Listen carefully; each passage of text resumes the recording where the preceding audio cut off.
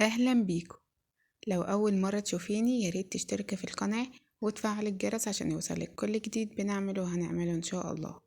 النهاردة ان شاء الله هنعمل مع بعض البقسماط بطريقة سهلة وبسيطة وبحاجة غير مكلفة من البيت، وان شاء الله يعجبكم.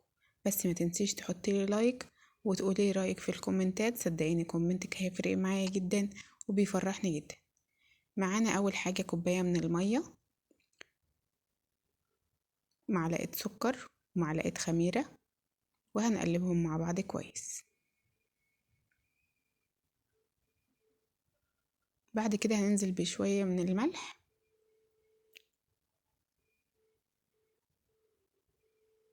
وهننزل بنص كوباية زيت، ونسيب شوية كده عشان نلم بهم العجين في الآخر. وهنقلب كل ده مع بعضه كده زي ما شايفين، وهننزل بكوبايتين من الدقيق. يبقى أنا معايا نص كوباية زيت وكوباية مية وكوبايتين من الدقيق والخميرة ومعلقة سكر. وهنقلب بقى العجين كده مع بعضه.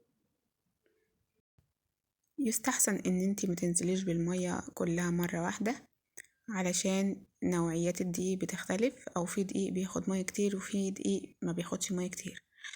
وهننزل بقى بالعجين على الرخامة، وهعجنها كويس جدا عشان انا عايزة يكون فيها عرق كده عشان تنفش معايا وتبقى جميلة.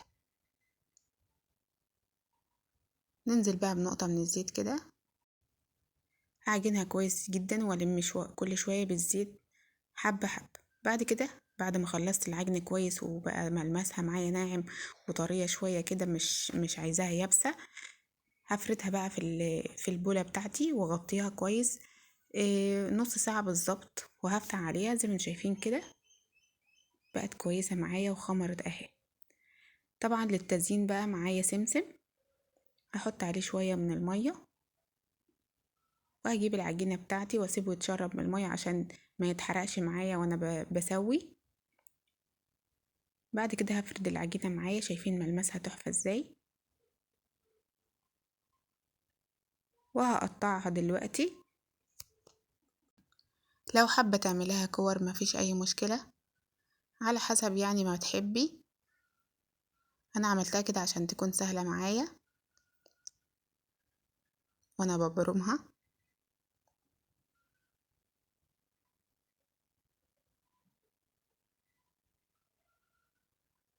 الكمية دي هتعمل لي كمية كويسة، وهبرمها كده زي ما انتم شايفين.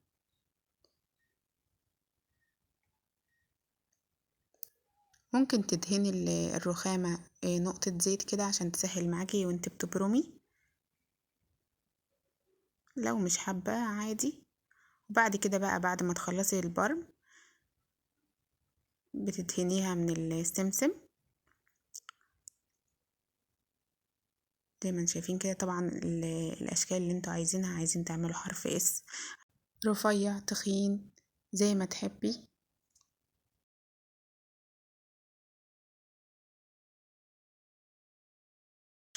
بعد كده ممكن ننزل برضو بالسمسم على الرخامة كده،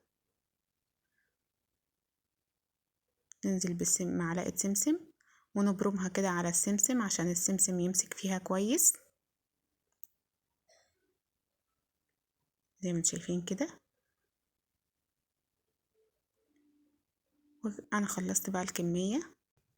هنسخن الفرن على درجة حرارة 160، وهندخل البقسماط معايا في الرف الأوسط،